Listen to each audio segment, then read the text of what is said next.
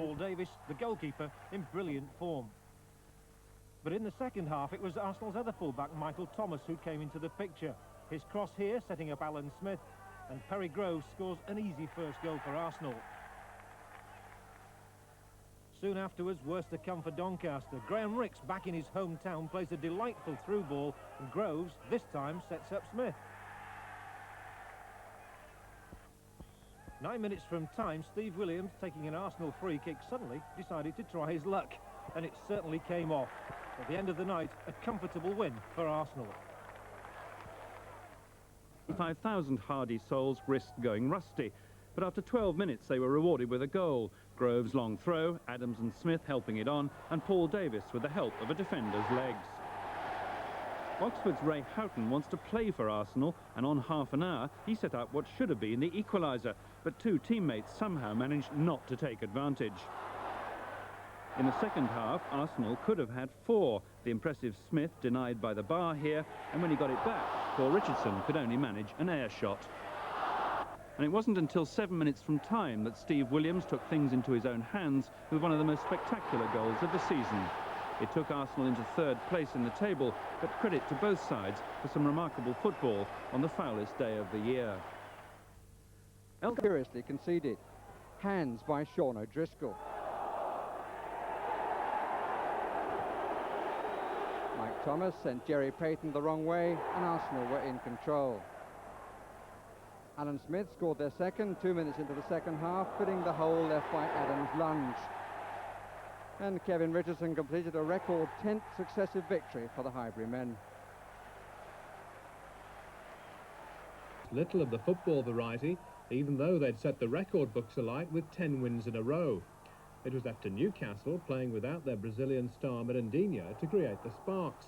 There it was Anderson narrowly wide. Only rarely did Arsenal show why they'd won 10 games in succession, though Paul Davis nearly succeeded late in the first half. Into the second now, and with the Geordies pressing, Goddard was brought down by Rocastle, and the Gunners seemed to have surrendered their chances of going top. But the penalty from McDonald was weak, and Lukic to the rescue. And a hint there that Arsenal weren't finished. Out of the blue, Alan Smith claimed the winner with just 90 seconds left.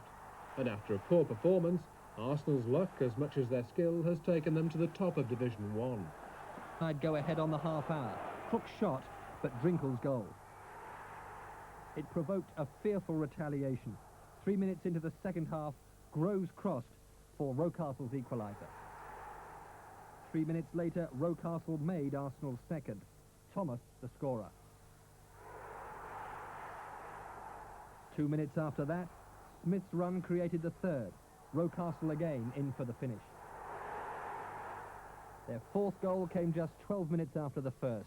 Groves with the merest touch, and Norwich's unhappy week was complete.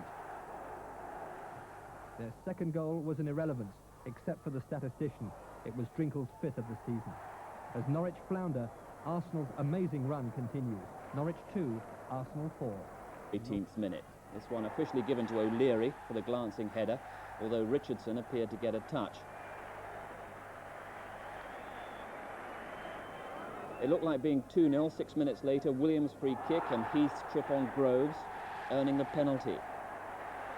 Thomas to take it, and look at this fine save from Barry. The referee Keith Hackett orders the kick to be retaken for encroachment into the area, but a form of justice is done. Thomas, the guilty man again. Second half, and it's all Arsenal. Good work and a very good throw from John Lukic to Steve Williams.